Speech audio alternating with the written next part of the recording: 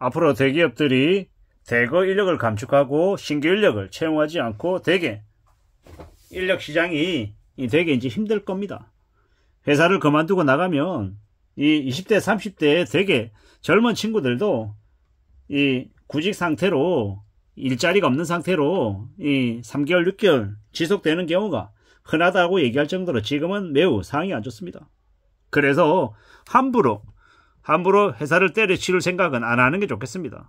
젊은 친구들이야 좀 더 나은 곳으로 옮기기 위해서 언제든 자기 자신의 능력을 믿고 쉬는 걸 두려워하지 않겠지만 나이가 들면 들수록 그게 결코 녹록지 않더라는 겁니다.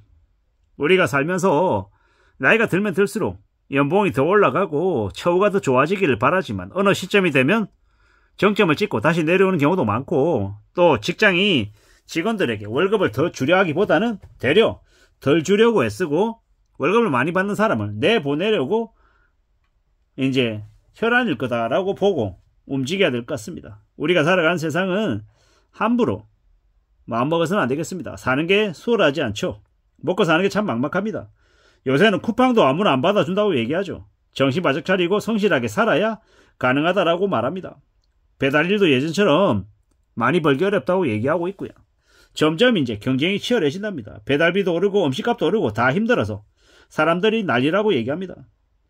참 쉽지 않죠. 부지런히 성실하게 착실하게 살아도 사는 게 힘들고 어렵다라는 걸 많이 느낀답니다. 지금요 자영업자들 중에 3억 5천만 이상 빚을 지고 있는 이들이 95만 명이랍니다. 빚내서 장사하면 망한다라는 게 거짓말이 아니죠. 프랜차이즈 하면요 본사만 배불리고 가맹점들은 속수무책으로 빚쟁이로 그냥 망가지는 경우가 너무 많답니다. 장사는요 함부로 편하게 앉아서 하는 게 아닙니다. 정말 직장인의 몇 배 이상 고생할 각오를 해야 되는 거죠. 사는 게 참 힘들고 어렵다라는 걸 명심해야 되겠습니다.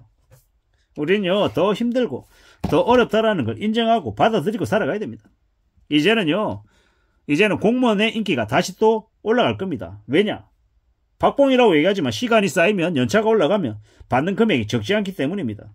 물론 과거에 비해서 공무원의 인기가 많이 떨어졌다, 공무원 연금도 옛날만큼 많이 안 나온다 이렇게 얘기하지만 그래도 이 중소기업하고 비교하면 공무원은 여전히 좋은 자리다라는 겁니다. 공무원으로 지내면서 오래오래 일하는 게 되게 삶을 안정시킬 수 있다는 겁니다. 물론 공무원 하면서 뭐 연끌하고 집을 세 채 다 채 사서 함부로 굴리면 되게 힘들어지는 거고, 그거 말고 성실하게 착실하게 살면요 괜찮은 거죠. 젊을 때는요 옷을 아무렇게나 입어도 되게 이쁩니다. 근데 나이가 들면 들수록요 좀 좋은 옷도 입어야 되고 좀 깔끔하게 다녀야지 남한테 싫은 소리 안 듣고 또 눈총을 안 받습니다. 어떻게 해야 됩니까? 나이가 들수록 남들에게 베풀어야 되고 남들에게 뭔가 해줄 수 있는 사람이 되어야 사람들이 싫어하지 않는다라는 겁니다. 그러려면요 돈이 있어야 되는 거죠. 돈은 우리의 삶의 무기입니다.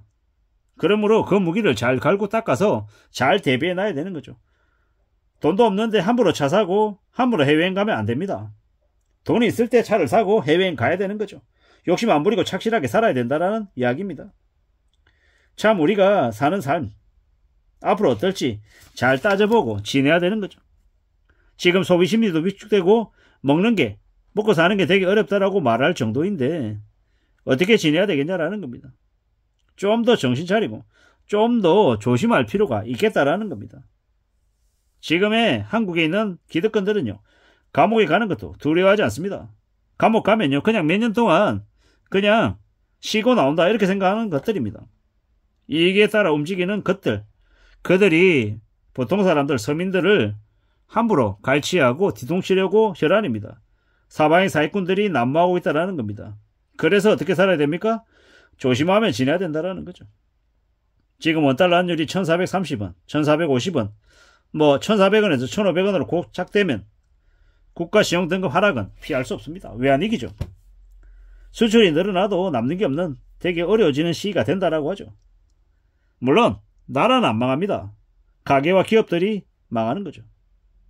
이렇게 인플레이션이 심해지면요 고물가가 되면 나중에는요 수요가 감소해서 디플레이션으로 변할 거라고 말합니다.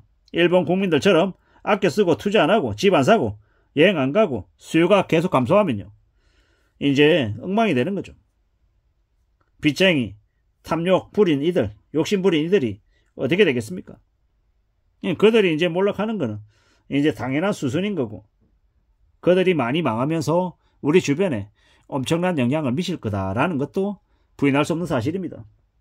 빚낸 사람들의 삶이 엉망이 되면서, 그들이 몰락하면서, 죽어나가면서 우리의 세상들이 많이 뒤집어질 거다라는 겁니다. 더 이상 부동산에 올인하는 사람들이 없을 것이고 줄어들 것이고, 이제 현금성 자산을 더 중요하게 생각하겠죠. 이자를 50만원 내다가 100만원 내다가 200만원 300만원 내면요, 미치는 겁니다. 그럴 때마다 그들이 뭘 생각합니까? 현금이 있어야 되는데 돈이 없어서 이자를 못 갚는데 힘들다, 이렇게 얘기 많이 할 겁니다. 망할 사람들이 주변에 지천에 깔려있죠. 재테크 따라하다가 패가 망신한 이들이 한둘이 아닐 겁니다. 환상이 깨지면 거래가 없다, 빚쟁이들에게는 세상은 지옥이다 라는 말을 명심해야 됩니다. 영끌인간, 부채인간들은요, 되게 어이가 없는 게, 자기한테 현금이 들어오면 푼돈이라 생각하고 되게 우습게 생각합니다.